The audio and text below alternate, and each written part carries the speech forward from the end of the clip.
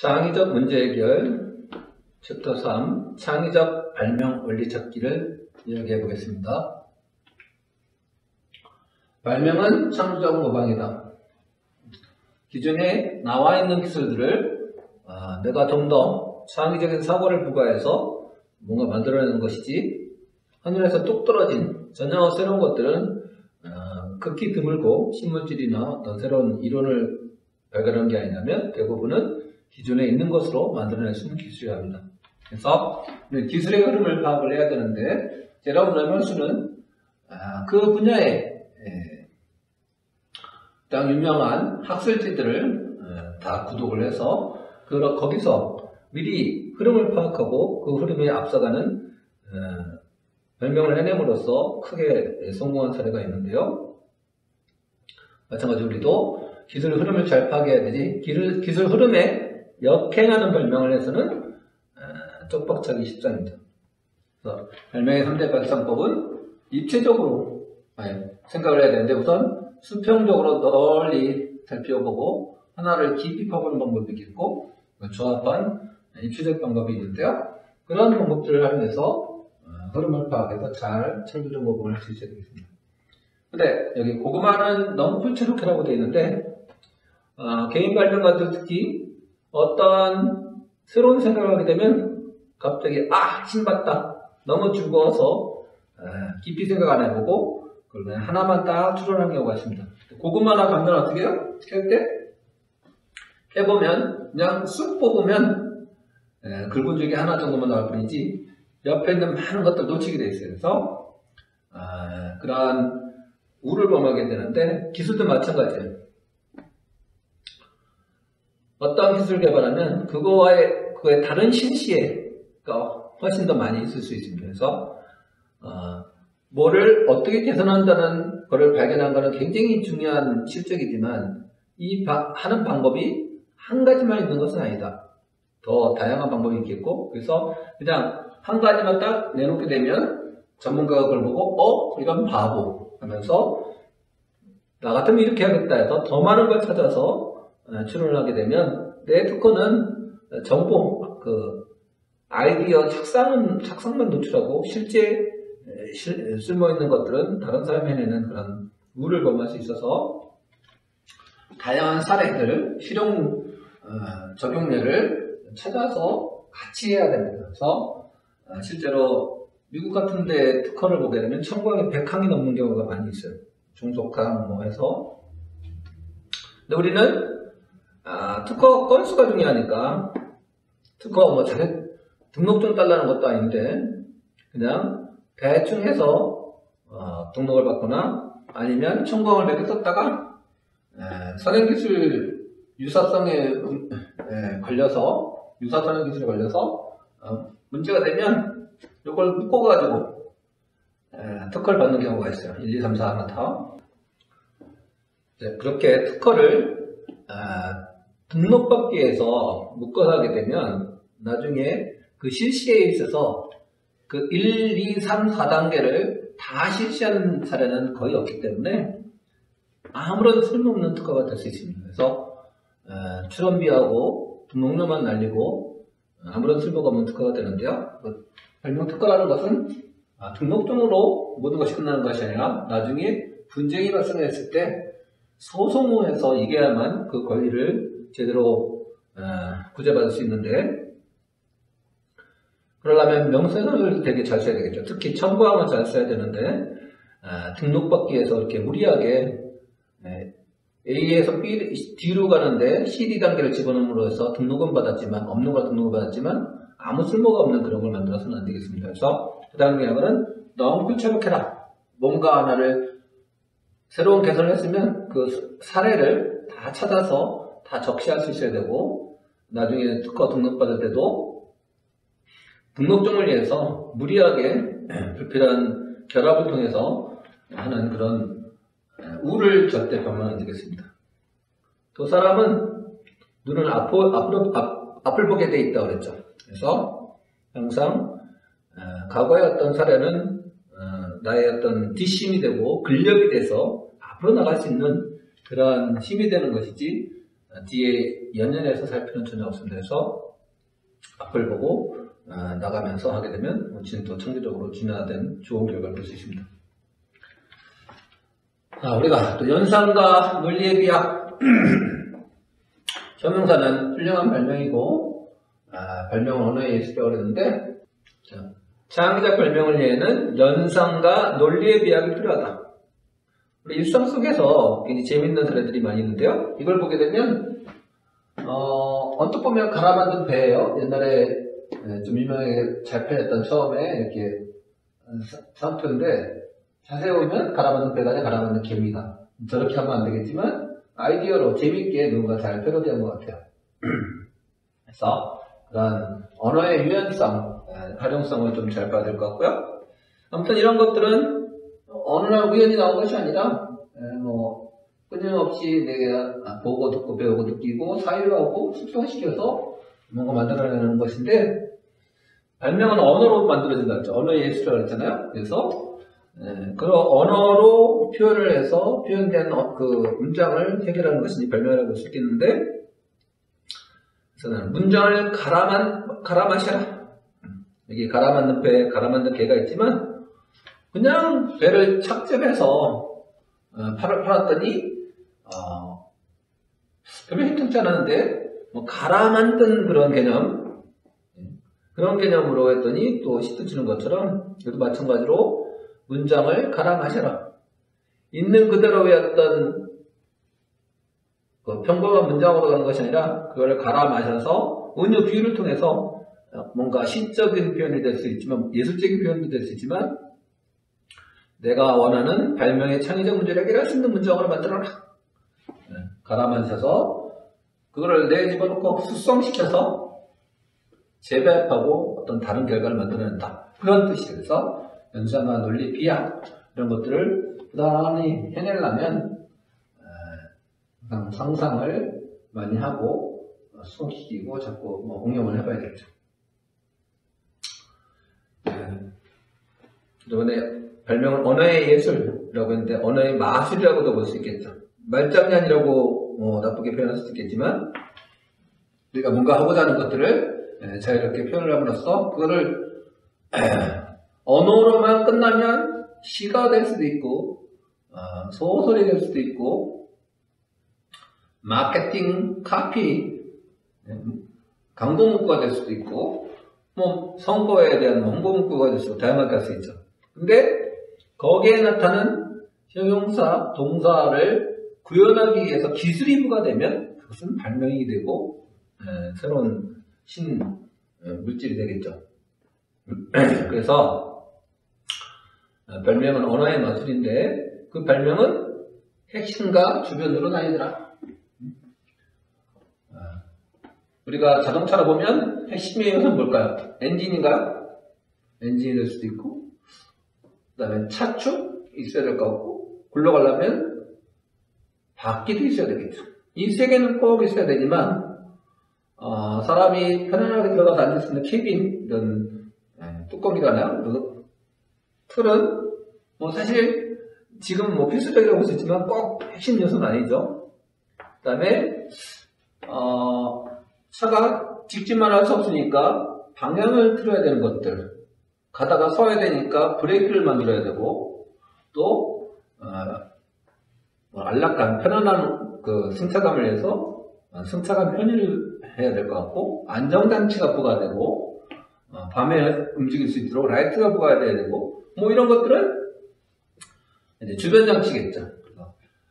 오로지 차로서의 기능만 하는 것은 딱 핵심이라고 볼 수 있겠지만 그 핵심을 잘 발현되기 위해서 붙여준 것은 주변 장치죠. 근데 그 주변 장치는 또 살펴보면 하나님의 핸들 안에 거기 요새는 다 유압으로 하니까 수동이 아니고 자동으로 하려면 거기 많은 부가적인 장치들이 또 그 제어해주는 장치들이 붙으니까 거기서부터 핵심과 주변 나누고 핵심과 주변에서 주변 장치가 또 핵심과 주변에 나누고 이 주변이 또 핵심과 주변에 나눠서 쪼개지다 보니까 세분화하다 보니까 마지막에 내가 해결해야 될 제일 작은 단위의 변명 장치가 나오고 그걸 문장을 잘 표현해 놓고 나서 거기서 나온 형용사적, 동사적 요소를 찾아서 해결하는 그런 형태가 되겠죠.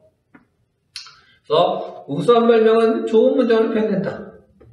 좋은 특허, 성공적인 특허를 살펴봤더니 그 발명의 명칭이 딱 봐도 명료하더라. 누군가한테 발명하지 낼 때는 그 제목을 명확하게 쓰면 안 되겠지만 우리가 추론 사회에는 명확히 딱 써야 돼요. 발명의 명칭과 그 요약이 명확히 돼 있어 심사자가 또는 그 특허를 사고자 하는 사람이 딱 이해를 하면 거래가 쉽게 될 것이고, 긴가민가 하면 명세 다 읽어보고 첨부한 다 본 다음에 아니오시다라고 할 수도 있겠죠. 그래서 좋은 문장을 표현된다. 서술어가 답이다. 뭐뭐하는 동작을 서술한 그 동사, 그것이 해결해야 될 과제인데 그 기술을 찾아내는 것이 발명이겠죠. 그래서 우리가 뭔가를 하고 싶으면 어떤 특정 발명의 대상이 되는 물체를 찾고 그걸 통으로 하는 단물로 되어 있는 것이 아니라 여러 가지 구성 시스템으로 상부 시스템, 하위 시스템 또는 핵심과 주변으로 구성되어 있는 것이라면 그것을 실제 내가 개선하고자 하는 것을 쪼개서 단순한 명료화시켜서 만들어낸 다음에 그것을 해내고자 하는 기술을 명료한 문장으로 만든 다음에 거기에 나와 있는 동사를 해결해 줄 기술을 찾고 그렇게 구현해서 만들어진 완성품 형용사에 부합된 기술을 찾아내면 그것이 바로 훌륭한 발명을 해내는 것이다. 그래서 발명하고자 하는 형용사적 이미지 특성은 동일하다. 빠르다, 스마트하다, 아름답다, 또는 조용하다, 뭐 이런 것들은 다른 데서 요소를 보면 기술적 요소 구성은 같겠죠. 그래서 전혀 다른 물체지만 그런 형용사적 이미지가 구현하고자 하는 특성은 동일한 것이다. 이렇게 생각하시는 거예요. 그래서 한 번 더 설명을 하면 발명은 모든 발명에는 핵심 요소와 주변 요소가 있다. 주변 요소는 또 다시 핵심과 주변을 하고 또 그 주변 요소는 핵심과 주변 또 나누는 거죠. 자동차는 지상이동수산, 이거는 핵심이죠. 근데 바로 안전하게 가려면 주변 요소가 붙어야 되는 거고, 비행기는 하늘만 날면 이게 핵심이지만 얘가 보다 빠르고 안전하게 이동하려면 뭐가 붙어야 되는 거고, 선박 물에 떠면 되겠죠. 근데 얘가 큰 물건을 비교적 안전하게 또 가져가려면 주변 요소가 붙어야 되는 거고요. 그래서 주변 요소도 훌륭한 발명이 될 수 있다. 오히려 자동차를 개발합시다, 배를 만듭시다, 비행기를 만듭시다는 어렵지만 비행기의 어떤 제일 작은 단위에는 뭔가를 해서내겠다. 내가 비행기를 타고 어디 여행을 갔는데 승객 타고 있는 캐빈 안에 보니까 의자의 개선 요소도 있고 천장에 붙어있는 것들 여러 가지 액세서리들이 이런 건 좀 개선했으면 좋겠어. 비행기 하나씩 너무 후져. 좀 이거는 개선을 해야 되겠다. 이런 건 할 수 있겠죠. 비행기를 못 만들어도 그런 겁니다. 그래서 근데 주변 요소는 아름다운 형용사로 표현할 수 있다. 그 개선의 구현으로 나타내는 것은 편리하고 안전하고 깨끗하고 화려하고 미력 이런 걸로 표현될 수 있겠죠. 그래서 결론을 말하면 단순화, 명료화된 분기를 통해 최종적인 주변 요소 해결하고자 하는 과제를 개선하는 단순 명료한 문장을 완성하고 그 문장에 나타나 있는 동사의 기술을 채용해서 형용사의 외양을 만들어내는 것이죠. 이렇게 보시면 될 것 같아요. 자, 형용사는 훌륭한 발명 아이디어다. 뭐 하고 싶어? 저와 물건을, 이 형광등을 어떠한 형용사적 의미로 만들고 싶어.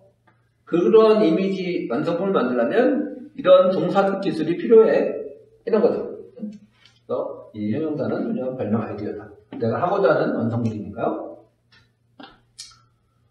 그래서 주어와 결합된 형용사는 훌륭한 발명이다. 문장에 결합되어 있으면 단순히 그냥 수사적인 의미가 아니라 기능을 멋지게 표현한 것이니까 훌륭한 발명을 할 수 있겠죠. 형용사, 명사. 화면이 선명한 TV.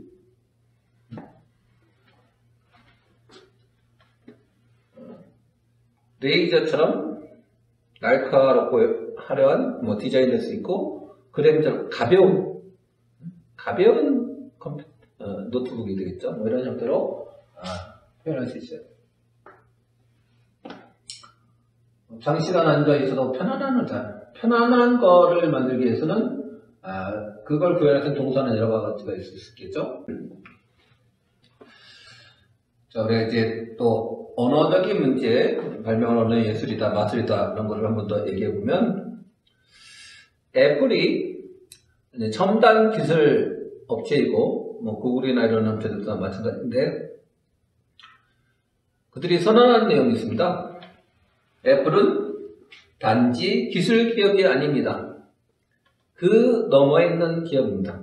그래서 이 뜻은 뭐냐면, 기술과 인문학의 결합. 우리가 단순히 기술자라고 해서 기술만 알아서는 안 된다. 그 기술 제품에는 인문학적 감성, 사람의 어떤 그런 것들이 결합이 돼서 제품이 나와야 되는 것이죠. 그래서 애플은 인문학과 기술이 교차로에 서 있다 라고 얘기를 했죠. 그래서 요새는 모든 기술 제품에는 감성, 소비자가 원하는 감성이 깃들어야 되는데, 그러려면 기술자들도 인문학 세적을 입고 그런 감성을 갖고 있어야 되겠다. 이거는 일맥 연결해 보면 발명은 언어의 예술이다, 마술이다라는 얘기하고도 통할 수 있는 것이죠. 기술 제품과 인문학 서적에 있는 그런 감성이 다른 것이 아니라 이 창의력이라는 기본 토양과 같은 것이다. 그 창의력이라는 토양에서 내가 그런 좀 더 인문학적 감성이나 어떤 글을 쓰는 재주가 되는 글로 가는 것이고, 기술적인 이론적인 체계가 좀 더 발달되면 일로 가는 것이지, 이네들이 완전히 다른 거는 아니라는 거죠. 지구에 있는 땅이란 토양, 창의력을 기반해서 각자 희망하는 방향, 생각하는 방향으로 그쪽으로 좀 더 특화되어 가는 것이지, 얘네들은 완전히 그건데 따라온 것이 아니라는 거죠. 그래서 실제로 애플 같은 이런 구글 같은 이런 첨단 기술 회사들이 수백 명의 인문학 전공자를 뽑는 이유는 그런 감성이 같이 들어가서 가야 되는 거기 때문인 것이고, 역설적으로 다시 말하면 발명한 언어의 예술이라는 것, 운유와 비유, 내 어떤 영감에 이루어진다는 것을 저는 뒷받침해 주는 내용이라고 설명드릴 수 있을 것 같습니다. 한번 말씀드린 적이 있듯이, 시로 보면 강나루 건너 밀밭길을 구름에 달 가듯이 가는 나그네. 굉장히 조용하게 잘 가겠죠? 그렇게 되면 어떻게 해요? 자동차가 소리 없이, 어떤 굴곡 없이 살짝 저 수평선 너머로 흘러가고 있다면 뭐 거의 같은 뜻일 수 있을 것 같아요. 내가 물리학의 어떤 유명한 이론들도 결국 언어로 표현된다는 거죠. 가설들이. 드브로이가 명문가의 자제로 공부를 해서 박사학위를 따기 위해서 논문을 썼는데, 그 가설이 이런 내용이죠. 파동으로 알려졌던 빛이 아인슈타인의 주장대로 입자가 될 수 있다면 입자로 알려진 전자가 파동일 수 있다. 이러한 이론을 주장을 하니까 박사학위 심사자들이 참 가당치 않은 얘기를 하고 있는데, 너무나 명문가 자제다 보니까 함부로 쓸데없는 얘기 하지 말고 가라, 탈락시킬 수도 있지만 그렇게 할 수는 없고, 그래서 그 시대에 가장 석학으로 인정받는 아인슈타인한테 가서 그걸 물어보고, 아인슈타인이 인정을 해주면 당신한테 박사학위를 주겠다라고 얘기를 해서 아인슈타인한테 보여줬더니 뭐라고 했냐면, 최악의 상황에 처해 있는 물리 수수께끼에 한 줄의 서강이 주는 것 같다. 그만큼 뛰어난 가설이라는 거죠. 그래서 박사학위를 받게 됐고, 드브로이는 25년 뒤에 노벨 물리학상을 타고, 다시 8년 뒤에 이 가설을 입증한 데이비슨 톰슨이 노벨 물리학상을 또 타게 되는 거죠. 그래서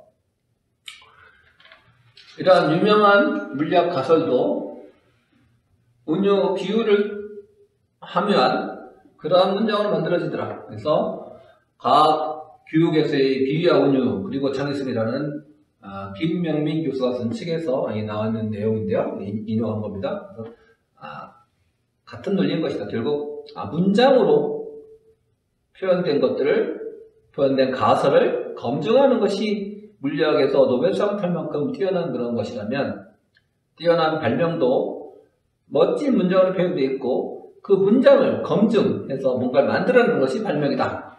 그게 이제 제 주장인 거죠.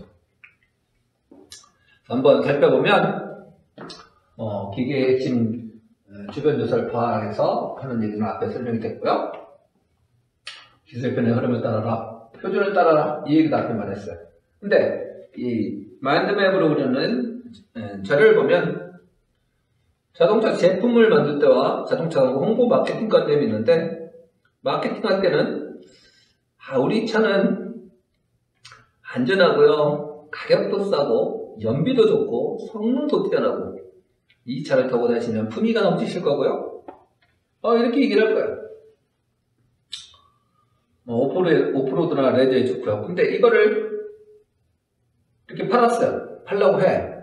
그러면 마케팅 포인트가 이거면 기술자한테 너 만들어주세요 하게 되면 안전한 것을 만들어내는 것이 안전하다고 홍보한 거는 마케팅 관점이고 안전하게 만드는 거는 기술인 거죠. 가격을 싸게 만들려면 부품을 원가 절감할 수 있게끔 줄이거나 어떤 단순화시켜야 조립 비용을 줄여야 해야 되고 연비를 높이려면 차를 가볍게 하고 또 뭔가 해야 되고요. 성능 속도의 힘을 높이려면 엔진의 힘도 높여야 되지만 미션의 동력 전달 성능도 높여야 될 것 같고요. 품위가 있으려면 쇼커프로가 이런 것들 충격 원화해야 되고 부드럽게 갈 수 있고 외양이 예쁘고 화려해야 되겠죠. 이런 식으로 홍보를 한 문구에 있는 것들을 기술로 구현하는 것이 발명인 거죠.